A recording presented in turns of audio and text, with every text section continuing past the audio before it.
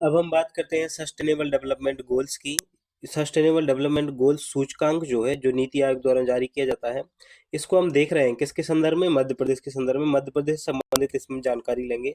Sustainable goals को भी देखेंगे कितने होते हैं और कौन कौन से हैं। तो देखो, जब प्रथम सूचकांक जारी किया गया 2018 में, तो पूछा जा सकता है सस्टेनेबल डेवलपमेंट गोल सूचकांक जो नीति आयोग के द्वारा जारी किया जाता है, प्रथम सूचकांक कब जारी किया गया? तो दिसंबर 2018 में। और वर्तमान में कौन सा चल रहा है? अभी दिसंबर 2021 में जो जारी किया गया था तीसरा सूचकांक, वो चल रहा है, अभी नया नहीं आया। सूचकांक जारी करता कौन है? नीति आयोग इसको जारी करता है। उद्देश्य क्या है? देश में सतत विकास लक्ष्यों की प्रगति पर निगरानी रखना। और वर्तमान सूचकांक 2020-21 में केरल ने टॉप किया था इस इंडेक्स में।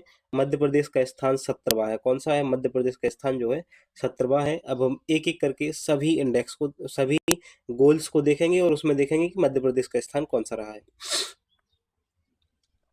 देखो, एसडीजी 1 है जो सतत विकास लक्ष्य पहला है। इसका उद्देश्य है कि गरीबी की संपूर्ण समाप्ति करनी है। गरीबी को विश्व भर से पूर्ण रूप से समाप्त करना है। तो एसडीजी 1 पहले, सबसे पहले गरीबी हटानी है। और फिर गरीब के मामले में मध्य प्रदेश का देश में स्थान 24वां है। गरीबी के मामले में मध्य प्रदेश का देश में 24वां स्थान है। एसडीजी 2 की बात करें, सस्टेनेबल डेवलपमेंट गोल्स जो दूसरा है, उसका उद्देश्य है भुखमरी की समाप्ति। तो क्या मानदंड है? भुखमरी की समाप्ति। और भुखमरी के मामले में मध्य प्रदेश देश में 21वां स्थान रखता है। कौन सा? 21वां स्थान रखता है। तो गरीबी के मामले में मध्य प्रदेश का स्थान 24वां है और भुखमरी के मामले में 21वां है। पहला जो एसडीजी इंडेक्स है वो कहता है कि गरीबी की पूर्ण समाप्ति, और दूसरा कहता है कि भुखमरी की समाप्ति। देखो, गरीबी मिटाएंगे पहले, तो फिर भूख, गरीबी मिट जाएगी तो भूख भी मिट जाएगी, तो भुखमरी भी मिट जाएगी, है ना। और जब भुखमरी मिट जाएगी ना, तो आपका स्वास्थ्य जो है वो अच्छा रहेगा और जीवन स्तर में होगा सुधार। तो तीसरा जो एसडीजी इंडेक्स है, वो अच्छा स्वास्थ्य और जीवन स्तर की बात करता है। अच्छा स्वास्थ्य और जीवन स्तर के मामले में मध्य प्रदेश का स्थान 23वां है। कौन सा है? मध्य प्रदेश का स्थान 23वां है। तो ये जो तीन गोल अभी हम देख चुके हैं, पहला गरीबी निवारण, दूसरा भुखमरी की समाप्ति, और तीसरा अच्छा स्वास्थ्य और जीवन स्तर, इन तीनों के ही मामले में मध्य प्रदेश का हाल बुरा है। अब हम आते हैं एसडीजी 4 पर। इसका उद्देश्य है गुणवत्तापूर्ण शिक्षा। देखो, जब आपकी गरीबी हट जाएगी पहला, दूसरा भुखमरी मिट जाएगी, तीसरा आपका अच्छा स्वास्थ्य रहेगा, तो चौथा आप गुणवत्तापूर्ण शिक्षा ग्रहण कर पाएंगे। गुणवत्तापूर्ण शिक्षा के मामले में मध्य प्रदेश का जो स्थान है देश में, वो 22वें स्थान पर है। कौन से स्थान पर है? 22वें। तो भुखमरी में 21वें, गुणवत्तापूर्ण शिक्षा के मामले में 22वें, अच्छा जीवन स्वास्थ्य के मामले में 23वें, और गरीबी के मामले में 24वें स्थान पर है। जब सबको अच्छी शिक्षा मिलेगी, तो पांचवा जो इंडेक्स है, वो है गोल है, वो है लैंगिक समानता। सब शिक्षित होंगे तो निश्चित रूप से लैंगिक समानता आएगी, और इस मामले में मध्य प्रदेश 9वें स्थान पर है। कौन से स्थान पर है? 9वें स्थान पर है।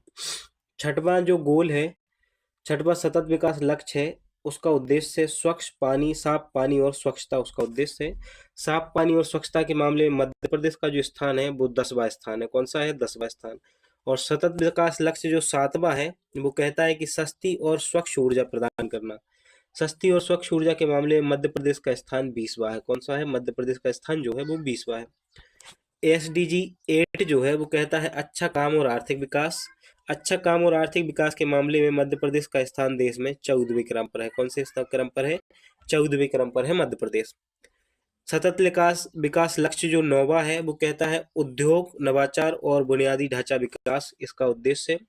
उद्योग, नवाचार और बुनियादी ढांचा विकास के मामले में मध्य प्रदेश का देश में 20वां स्थान है।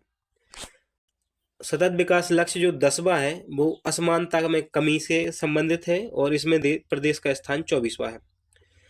11वां जो लक्ष्य है, वो है टिकाऊ शहरी और सामुदायिक विकास। क्या है 11वां लक्ष्य? टिकाऊ शहरी और सामुदायिक विकास। इसमें मध्य प्रदेश का स्थान देश में 7वां है। 12वां लक्ष्य है जिम्मेदारी के साथ उपभोग और उत्पादन, और इसमें मध्य प्रदेश का स्थान 11वां है। और 13वां जो लक्ष्य है बहुत ही महत्वपूर्ण है, याद रखना है विशेष रूप से आपको, जलवायु परिवर्तन। 13वां लक्ष्य क्या है? जलवायु परिवर्तन से संबंधित है, और इसमें मध्य प्रदेश का स्थान देश में 19वां है। 14वां लक्ष्य भी बहुत महत्वपूर्ण है, पानी में जीवन। यह मापदंड सिर्फ तटीय राज्यों पर लागू होता है, पानी में जीवन। 15वां जो लक्ष्य है, वो कहता है कि भूमि पर जीवन जो है, भूमि के जीवन पर मामले में मध्य प्रदेश राज्यों में दूसरे स्थान पर है। और 16वां लक्ष्य है जो, वो कहता है शांति और न्याय के लिए संस्थान। क्या कहता है? शांति और न्याय के लिए संस्थान। शांति और न्याय के लिए संस्थान में मध्य प्रदेश का जो देश में स्थान है वो 24वां है। हम एक बार दोबारा से इनको देखते हैं, क्योंकि फैक्ट ही फैक्ट है, याद रखना थोड़ा कठिन है, तो हमें रिवीजन करना होगा, इनकी कुछ ट्रिक रिक बनानी होगी। आप भी बना लेना इनकी कुछ ट्रिक रिक, तो उससे आपको चीजें आसानी से सॉल्व हो जाएंगी। देखो, पहला लक्ष्य हमने देखा कि गरीबी की पूर्ण समाप्ति, मध्य प्रदेश का स्थान 24वां। दूसरे लक्ष्य देखा हमने कि गरीबी मिट जाएगी तो दूसरे नंबर पर आएंगे जब हम, तो भुखमरी मिट जाएगी, तो उसमें हमारा स्थान है 21वां। और तीसरे लक्ष्य के मामले में मध्य प्रदेश का स्थान है 23वां, और अच्छा स्वास्थ्य और जीवन स्तर इसका उद्देश्य है। चौथा लक्ष्य जो है वो है गुणवत्तापूर्ण शिक्षा का है। चौथा लक्ष्य गुणवत्तापूर्ण शिक्षा। और पांचवा लक्ष्य जो है वो लैंगिक समानता। लैंगिक समानता के मामले में मध्य प्रदेश 9वें स्थान पर है, ठीक ठाक स्थिति है। साफ पानी और स्वच्छता जो लक्ष्य है वो क्रम में छठवां है। कौन सा है क्रम में? छठवां है, साफ पानी और स्वच्छता। और इस मामले में मध्य प्रदेश 10वें नंबर पर है। सस्ती और स्वच्छ ऊर्जा के मामले में मध्य प्रदेश जो है वो 20वें स्थान पर है। और ये लक्ष्य कौन सा है? 7वां लक्ष्य है मध्य प्रदेश एसडीजी इंडेक्स का। सतत विकास लक्ष्यों में जो 8वां लक्ष्य है वो अच्छा काम और आर्थिक विकास से संबंधित है। कैसा? अच्छा काम और आर्थिक विकास से संबंधित है। 9वां लक्ष्य जो है वो उद्योग, नवाचार और बुनियादी ढांचे के विकास से संबंधित है। और 10वां लक्ष्य जो है वो असमानता में कमी से संबंधित है। किससे? असमानता में कमी से। 11वां जो लक्ष्य है टिकाऊ शहरी और सामुदायिक विकास की बात करता है। 11वां लक्ष्य टिकाऊ शहरी और सामुदायिक विकास की बात करता है। साथ ही 12वां लक्ष्य जो है वो जिम्मेदारी के साथ उपभोग और उत्पादन की बात करता है। 12वां लक्ष्य जिम्मेदारी के साथ उपभोग और उत्पादन की बात करता है। 13वां लक्ष्य जलवायु परिवर्तन से संबंधित है। और 14वां लक्ष्य जो है वो पानी में जीवन से संबंधित है, जो कि तटीय राज्यों से संबंधित होता है। 15वां लक्ष्य भूमि पर जीवन से संबंधित है। और 16वां लक्ष्य जो है वो शांति और न्याय के लिए संस्थान से संबंधित है, जिसे मध्य प्रदेश का स्थान 24वां है। और भूमि पर जीवन मध्य प्रदेश में स्थान दूसरे स्थान पर है। तो ये था हमारा सस्टेनेबल डेवलपमेंट वाला टॉपिक। इसके बाद जो हमारा टॉपिक है वो बहुत ही महत्वपूर्ण है, बजट एवं परिदृश्य। और उसके बाद जो टॉपिक है जनसंख्या वाला, वह भी बहुत महत्वपूर्ण है। तो बजट परिदृश्य और आत्मनिर्भर मध्य प्रदेश में जो नए टॉपिक जोड़े गए हैं सिलेबस में, वो सारे के सारे हैं। मैं आपको एक बार दिखा देता हूं पहले, उसके बाद देखो। भारतीय अर्थव्यवस्था है मध्य प्रदेश की वर्तमान स्थिति, ये नया टॉपिक जोड़ा गया है सिलेबस में। तो यह भी है एमपीपीएससी के नए सिलेबस के अनुसार, है ना।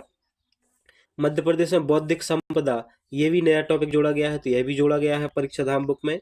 साथ ही जो सूक्ष्म लघु मध्यम उद्योग, ये भी नया टॉपिक है। और मध्य प्रदेश में अधोसंरचना विकास, और साथ ही आत्मनिर्भर मध्य प्रदेश, ये जो जितने भी नए टॉपिक जोड़े गए हैं ना, सारे के सारे इसमें आपको देखने को मिलेंगे। तो इसको भी आपको तैयार रहना है। मध्य प्रदेश में सुशासन, साथ ही आर्थिक सर्वेक्षण देखेंगे हम, और फिर हम देखेंगे मध्य प्रदेश का बजट। तो इस सब के लिए आपको अब तैयार हो जाना है, किसको? सभी को देखने वाले हैं। ये सारे बे टॉपिक हैं जो इस बार नए सिलेबस में जोड़े गए हैं, तो उनको हमको देखना है और शानदार तरीके से। देखो, आप वीडियो को लाइक कर दिया करो, है ना, बार बार कहलवाया मत करो। अच्छा लगता है यार, वीडियो को लाइक करते हो आप लोग, कमेंट करते हो, है ना, तो अच्छा लगता है। जय हिंद लिखते हो जब आप कमेंट में, तो दिल को खुशी सी होती है कि हाँ, बच्चे इंटरेस्ट लेते हैं, वीडियो अच्छा लग रहा है। उनको बता दिया करो वीडियो कैसा लगता है, तो ये भी बता सकते हो आप कमेंट में कि वीडियो कैसा लगा है ना।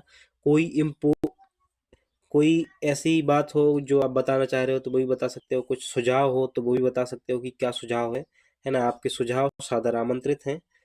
तो निश्चित रूप से आप कमेंट बॉक्स में अपने सुझाव लिख सकते हैं। और हाँ, एक बात और, पढ़ाई पर ध्यान दीजिए, रिवीजन कंटिन्यू करते रहना है। रिवीजन पर विशेष ध्यान रहना है। 10 यूनिट है तो कोशिश करनी है कि 10-11 बुकों में ही काम हो जाए। उसके अलावा ऐसा नहीं करना है किसी एक एक यूनिट के लिए दो दो बुकें पढ़े जा रहे हो। एमपी के लिए आपको सिर्फ एक ही बुक पढ़नी है। सबसे अच्छी बुक अभी परीक्षा धाम ही है, जिसे हम करा रहे हैं कंप्लीट। इसकी पीडीएफ भी आपको मिल जाएगी। अगर आप चाहें तो कोई और बुक पढ़ रहे हो तो एक ही बुक पढ़ना है। ऐसा नहीं करना है कि वो भी पढ़ रहे हो, इसको ही पढ़ रहे हो, इसको ही पढ़ रहे हो। कोई कोई एक बुक पढ़ो, उससे काम हो जाता है ना। 40-45 क्वेश्चन आने वाले हैं इस बार एमपी से, तो अच्छे से तैयार करके आपको जाना है। तो बढ़िया पढ़ाई पर ध्यान दीजिए, अपने स्वास्थ्य पर और फैमिली पर भी ध्यान दीजिए। मिलते हैं फिर।